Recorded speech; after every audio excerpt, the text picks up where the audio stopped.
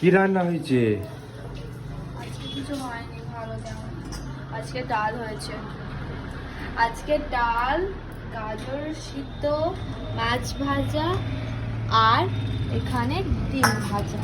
চলো রেডি করি। গাজরটা কি মাখবো না স্যালাডের মতো করে খাবে? গাজরটা তেল টেল দিয়ে মাখ। দাঁড়াও, বেশি তেল দিস না, অল্প তেল দিয়ে মাখ। নুন দিয়েই শুধু মেখে দিচ্ছি তোমার।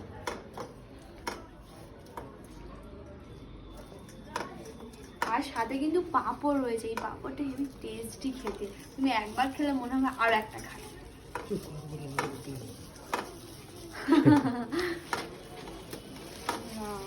আর মাছের ঝাল যেটা হয়েছিল সেটা? তুমি মাছ খাবে না তো?